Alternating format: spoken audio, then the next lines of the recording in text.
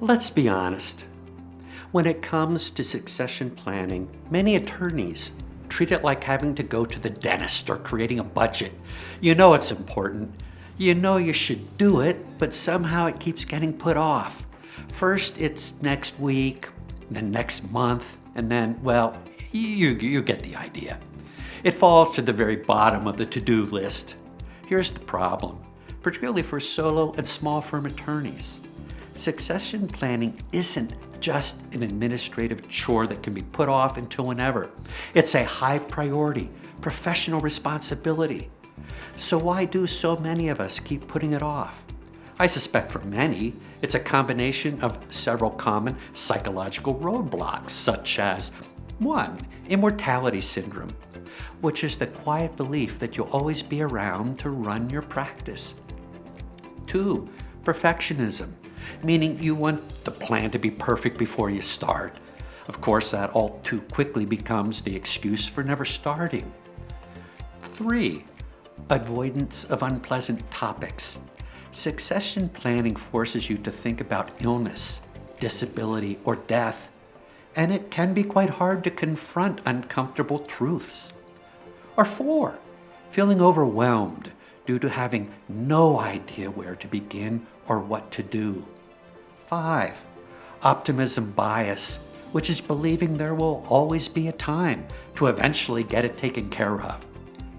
And 6. Time blindness, which is when you are so busy each day, you convince yourself there's never any time to plan for the next day.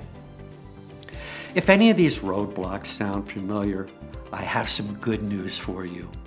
Succession planning doesn't have to be complicated, and it doesn't have to be perfect. Start small and set deadlines to get things done. It can be as simple as just finding a trusted colleague who could step in if you suddenly couldn't work.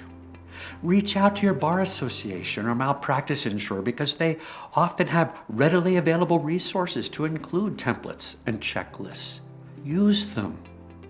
Put essential contact and case information in a secure, accessible place. Write down clear instructions for what to do if you're incapacitated, and schedule a reoccurring annual review so your plan stays current. Think of your plan as a living document. It doesn't have to be perfect, it just has to exist. The goal is progress, not perfection. That said, let's talk about what can happen when there is no plan. Here's a true story. An attorney was seriously injured in a car accident, which resulted in her being in a coma for several weeks. There was no successor, no instructions provided for anyone to follow, and no one touched any of the attorney files. Once this attorney was well enough to start to return her practice, she quickly realized that the statute of limitations had run on several files. Several malpractice claims soon followed. Unexpected things do happen. Without a plan in place, you risk client harm, ethical violations, malpractice exposure, potential loss of firm value, stress for you, your family, and staff. And perhaps most importantly, you risk leaving your legacy in complete disarray. You've built something valuable. Protect it. Start your succession plan today. Not because you expect the worst, but because you're prepared for it, should the worst ever happen.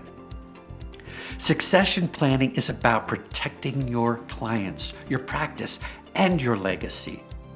Start now, because putting in place a basic plan today will leave you and your clients far better off than waiting to create some perfect plan that will never see the light of day.